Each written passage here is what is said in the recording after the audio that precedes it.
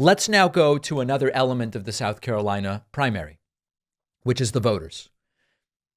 This is genuinely scary stuff.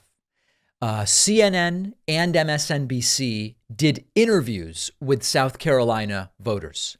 And these interviews are so deranged that it is yet another reminder of the fact that the path to victory in this country, we don't write off any state, but we know that Joe Biden's not going to win South Carolina.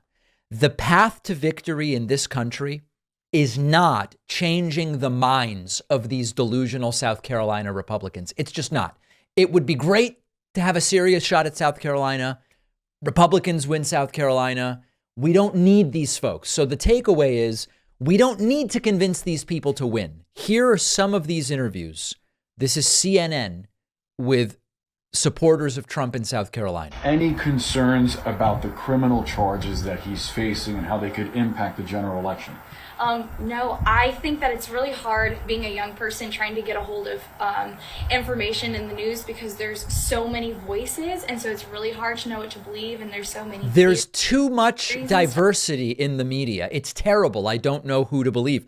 This is straight out of Aldous Huxley's Brave New World, right? What 1984 and Orwell is, we limit voices, we control it, it's all official government propaganda. Huxley's vision is it's so flooded with nonsense that nobody knows what to believe. The actual reporting is written off as propaganda and fake news. This is more or less what this young lady is alluding to.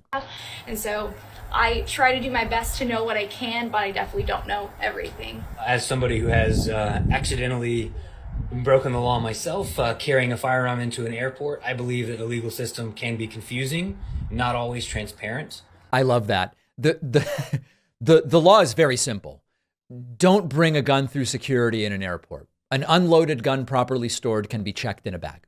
And it's just so confusing. This guy accidentally broke the law. And similarly, Trump might have accidentally committed 91 felonies in 4 different jurisdictions because the law is so complicated. You know, I would believe it if this guy said, I'd run an internet sales business, and it is really hard for the average person to understand, based on my state and based on the states I'm selling to, when do I need to collect sales tax? It relates to South Dakota v. Wayfair. This is like a big thing, right? This is actually confusing.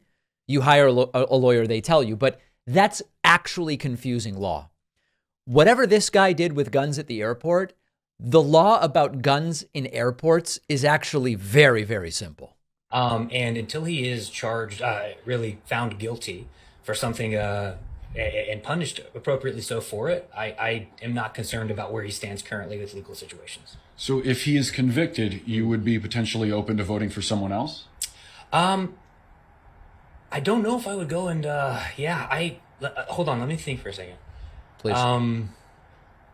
It would have a serious impact on my decisions. As you know, Donald Trump has... So understand that one. The guy goes, no, listen, I don't care about the charges or anything until Trump's actually convicted. And then the reporter says, oh, so if Trump was convicted, you'd vote for someone else? He goes, well, I'd have to maybe sort of kind of think about it in that way. They don't care. A few legal cases pending against him. If he is convicted in any of those cases, would that change your mind about it? No, because it's all Why? yes. Well, they've had a hard time convicting him of anything so far. I guess it would have to depend on what it was, but right now, probably not. And of course, there hasn't been a hard time convicting Trump. It's the trials just haven't started yet, which reminds us how disconnected from reality these voters are. Here's one more. This one's from MSNBC. They spoke to Republican voters about whether the 2020 election was a legitimate election.